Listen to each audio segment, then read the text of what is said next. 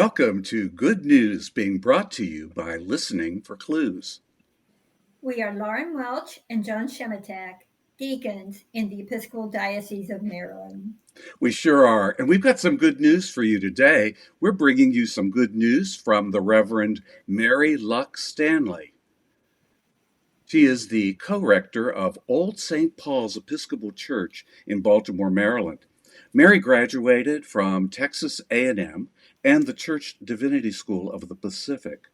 Mary is one of 4 co-authors of the book, Grace in the Rearview Mirror, 4 Women Priests on Brokenness, Belonging, and the Beauty of God. Welcome, Mary. We're so glad you're here with us today. Well, thank you. It's an honor to be with you, John and Lauren, and thank you for inviting me. We're really happy to have you, Mary. To get started, and I know that you all talk about this in your book, but what inspired the writing of this book? Oh, thank you for asking. I was part of a clergy colleague group, and I was actually paid to be the mentor through the Thriving in Ministry program that was sponsored by the Lilly Foundation and Virginia Theological Seminary. And we were all over the country. So we were meeting on Zoom. This is before the pandemic and before people knew how to use Zoom, so it was very exotic. And we had one in-person gathering, a retreat. And at that gathering, we shared our spiritual autobiographies with each other as a way of reflecting and getting to know each other more deeply. One of the things that we also did was to develop people's learning goals. And lo and behold, 3 of the clergy in the group had the learning goal of writing a book. And I felt responsible as the mentor, and because I do write, I said, oh, okay, well, I'll help you write this book. And I never thought it would get published. So that was a surprise, huh? It was a surprise, and we wrote together for several years, and my writing coach helped us with editing, and we did meet one other time to have a writing retreat and talked about the theme of our book, but in a way we all wrote and the theme emerged. So we were really happy that it came together toward the end. Can you talk about the theme of your book and how that evolved? Yes, we really wanted to write a book that would invite people to see God at work in their everyday lives. We started with a conversation about how every human being really yearns to have encounters with something greater than themselves, the sacred, or call it a higher power, or, God, if you will. And so we really wanted to try to write some stories that would help people to see, God is in the ordinary as much as in the extraordinary and the obvious. And so, Mary, that sounds like something that is kind of a universal need or a universal theme for people. The reason I'm saying that, in your subtitle, there's 4 women priests. And I think, as I wrote in my review of your book, I'm neither a woman nor a priest, nor am I married to a priest. And so you and your co-authors are all Episcopal priests, married to Episcopal priests. Is that right? Yes, and we all have children. And so we did think that we had a particular voice, a particular contribution. And we really took seriously that there are lots of theologians, and really everyone's a theologian when you talk about God, but that a lot of the theologians in the past were men. Those are the people who wrote and were revered. We really took seriously that we're theologians and we're women, and we are going to reflect on God from a perspective of women today who are right in the thick of lives. And that is something that has relevance for people who are not women, who are not priests, who are not married for priests. Well, there's a guy in my parish who said, well, I don't know if I can relate to this. I've never had children, and, I don't know anything about what you all are talking about. And I said, well, maybe you ought to read it. and learn something about a different perspective. Maybe it'll add to your understanding of the fullness of God. And so I really think that the book is perhaps some theological reflection and some stories that people maybe have not encountered as much in the literature. I mean, I don't know if there's a lot of theological reflection on things like infertility and adoption and raising children and marriage. And so I hope that it's a real contribution. Mary, what have you learned from writing this book and reading it and rethinking it and talking with people? Well, I'm starting to have kind of an overarching theory about how the book came together for me and answering the question why. Why did we construct the book this way? Why did we write it? How would it be helpful to people? And so, what I think is that if you start with the understanding that every human being yearns to connect with something greater than themselves, and you can call it different names, higher power, God, whatever. But if you start with that, and then you also have an understanding that God is omnipresent and is all around us all the time, then the question is, why is it that people sometimes feel like it's so hard to experience God, to connect with God, to be in the presence of God? In some ways, it's really easy to be feel connected to God when you're looking out at the ocean, or you're hiking a mountain and seeing gorgeous views, or when you witness the birth of a child, or you're falling in love. But it's harder in our lives to see God when we're right in the midst of a crisis or a very stressful time. And so I've had that experience where during a stressful time involving grief and illness and death, that it felt like God had left the building. It felt like I was abandoned by God. And that presented a lot of questions and problems for me. I think that what happens is that when we're in a crisis, we get tunnel vision. We know that cortisol is a chemical that is a crisis response that help us to focus. But I also think that cortisol can help us or create a sense of tunnel vision.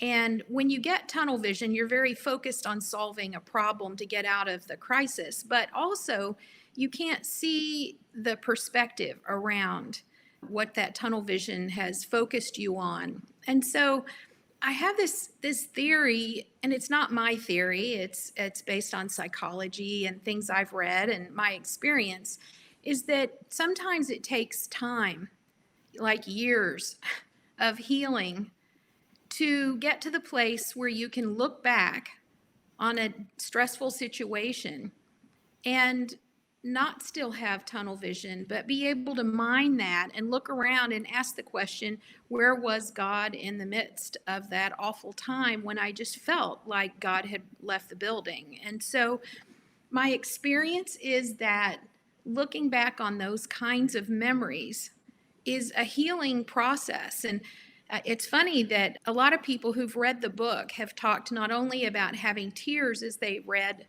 the book, but also raucous laughter.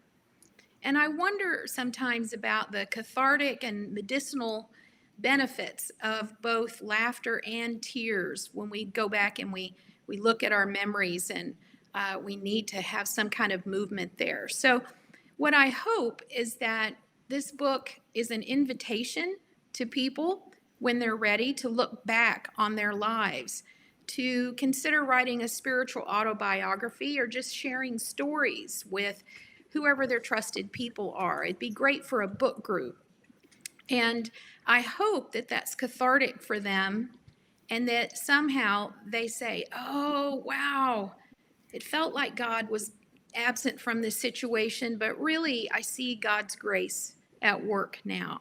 And the great thing is that now that I've been thinking about it, and I've had that experience enough times, the next time I get into a really horrible phase of my life, I think I'm going to have more confidence that I'm going to know I have tunnel vision right now. It feels like God's not here because I'm suffering too much.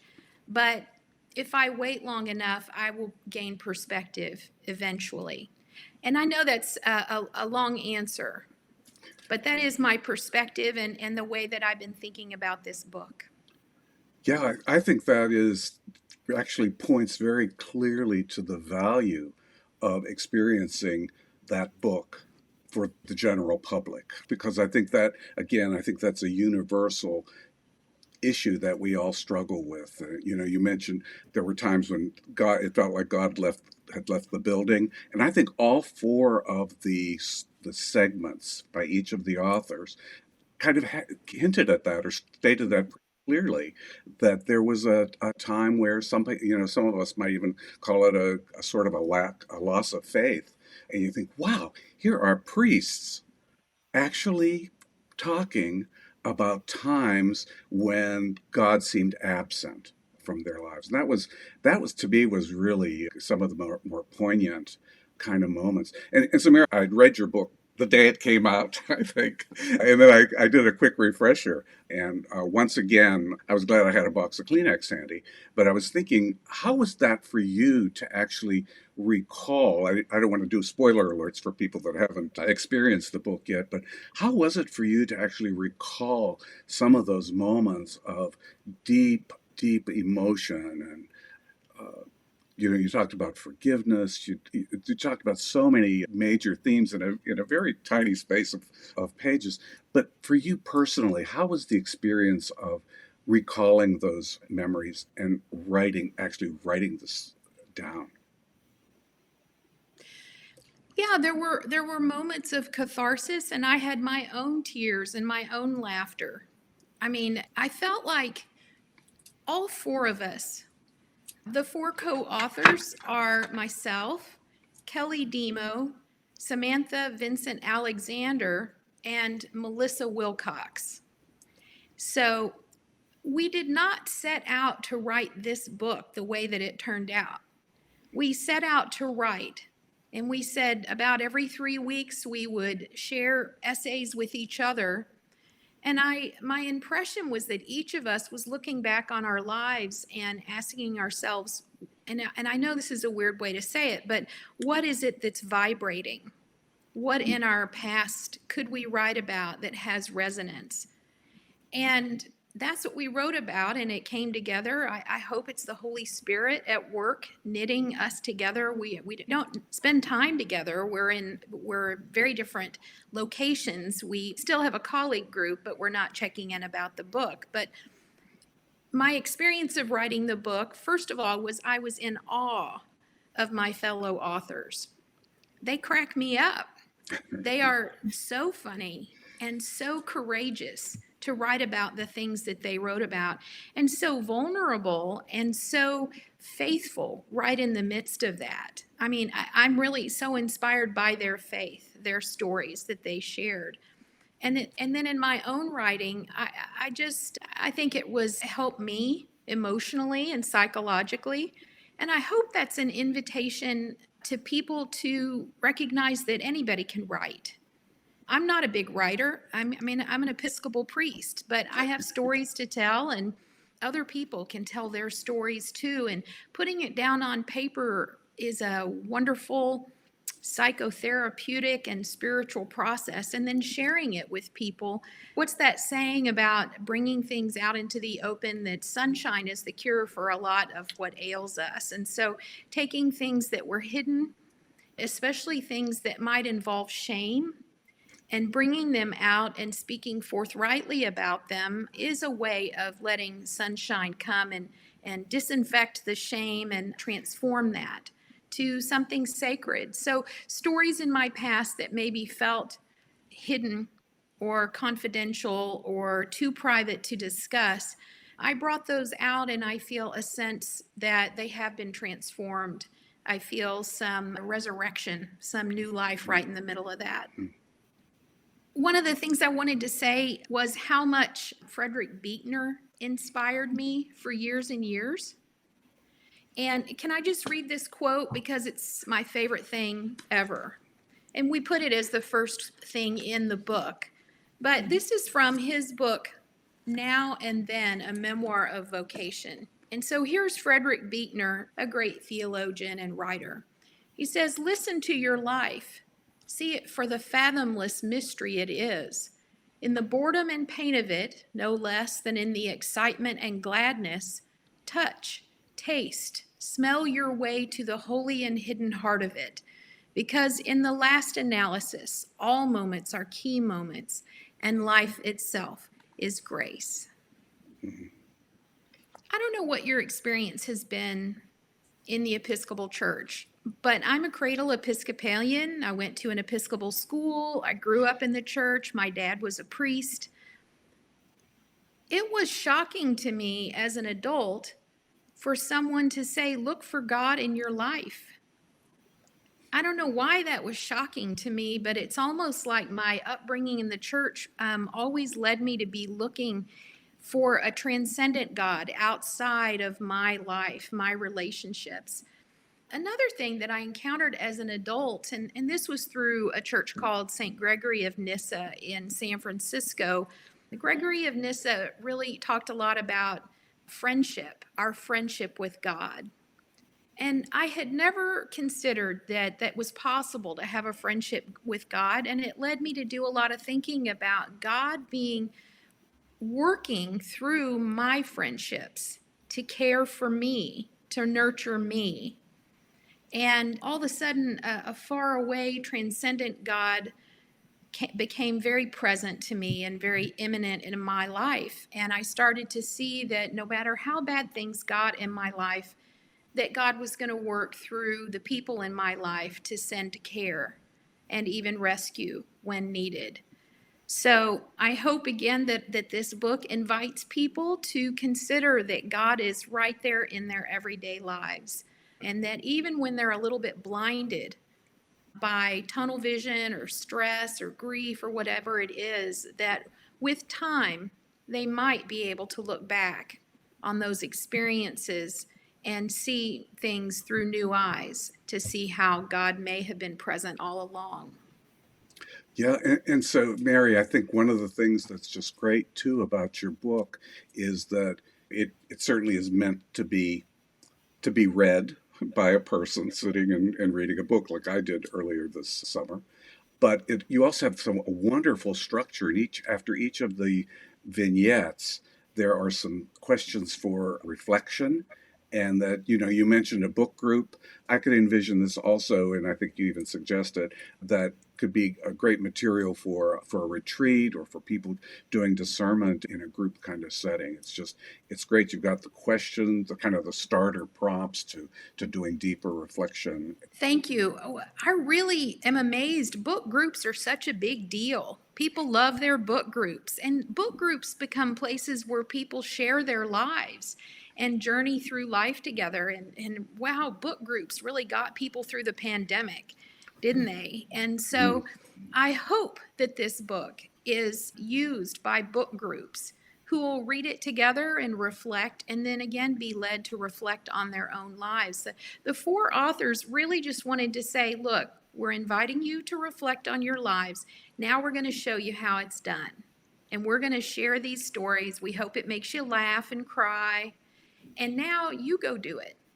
And I really am hoping and praying that church groups and non-church groups will find ways to find meaning and inspiration in the book. Mary, and I think that they will, especially because the questions at the end of each essay are general questions. They don't pertain to the experience of the author necessarily.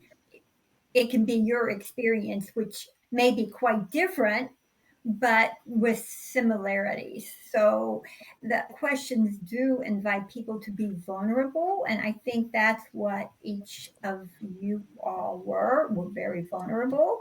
And that's not something that we're comfortable in doing these days. How has this, in your own personal life, enhanced your spiritual journey, your emotional journey in writing this book? Well, I have now this theory, and again, it's not my theory, but I have this theory about when you enter dark times and how you can feel shut off. And with time and experience and healing, you can look back and see you were not alone. That is a great comfort. I mean, it was the number one issue I had throughout seminary. I've been a priest for 26 years, and I guess it would be, 29 years ago that I started seminary. And probably the first day of seminary, they said, "What's your big theological problem that you're going to work on here in seminary?" And my theological problem had to do with a time in my life when my mother was ill and going blind and dying, where I felt God had abandoned us. And I worked on it academically, I worked on it in my colleague group, I worked on it in CPE, but I feel like I'm still working on it. This is still part of my work. And I wanted to put it in a book and share it because I do think that other people struggle with this feeling that when times are difficult, that God has left us in the lurch, that God is no longer with us. But what I remember after the 9/11 events, that Mr. Rogers, Fred Rogers, who was a good pastor, had that quote that he published for children. And he said, I always encourage children when there's a crisis to look for the rescue workers. Look for the rescue workers, and that's where God is coming into the situation. And so that's meaningful to me. And I have seen that at work. And so it helps me to be comforted that I can go into any situation, no matter how difficult, with a sense of confidence that God is with me and that God is going to be doing everything in God's power to somehow reach out, comfort me, and rescue me where possible.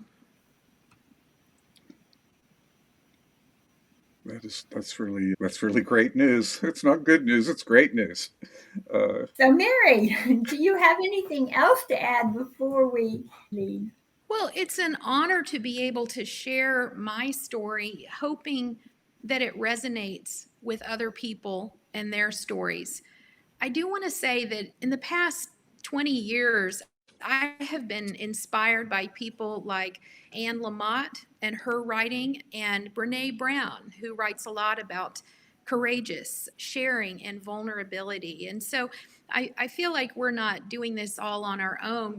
The four authors certainly were influenced by these other great writers. And so we hope that our book is a contribution to people, and that people will laugh and cry and find some comfort and also feel represented. That things like infertility and adoption and ministry and the difficulties that we have in our lives, and Melissa talked about raising a child on the spectrum, that God's at work in the midst of all of that, and that we can bring that out and talk with each other about it and find support, especially in the Episcopal Church. So, Mary, your book is Grace in the Rearview Mirror, 4 Women Priests on Brokenness, Belonging, and the Beauty of God. I know that's available on Amazon because that's where I got it. So we'll put that link in the show notes. One thing I wanted to add is that I've already gotten 3 requests from people's book groups who would like me to Zoom in to the first meeting of their book group when they're reading the book. And, I'd be happy to do that anytime. It would be a joy to pop in. And so anyone who thinks that would help with their book group process, let me know. Contact me through my email. It's listed on the church website. My co-authors would be happy to pop in and be of support in any way that would help. Wow, what a treat that would be to have one of the actual authors at your book group. That doesn't happen that often, so that's a great offer. So, folks, if anyone who is watching or listening and would like Mary or one of the other co-authors to participate in the kickoff to your book group, just check out the web link that'll be in our Shownotes for Old St. Paul's in Baltimore, Maryland, and you can get in touch with Mary and she'll help make that happen for you. So, gosh, Mary, thanks so much. I feel like I've been on sacred ground with you today. Walking a very holy journey, and makes me want to take my shoes off, which are almost off anyway. But this has just been a real treat. It's been wonderful to see you again, and this book is just jam packed with goodies for folks. So thank you very much for writing it, but also thank you for spending time with us today. Thank you, Lauren and John. I love what you're doing here. I love this podcast and the focus of it. And it's so needed. So it's an honor to be with you and to contribute to sharing the good news. And John and I want to thank our viewers and listeners today, too. We cannot spread this good news without you. So please take a moment to comment, like, and share on all your social media platforms. That will help us spread good news to more people. And until next time, peace and blessings. Good News is being brought to you by Listening for Clues. You can find us on our website, listeningforclues.com, our YouTube channel, our Vimeo channel, and just about every podcast platform that there is. Hope to see you soon.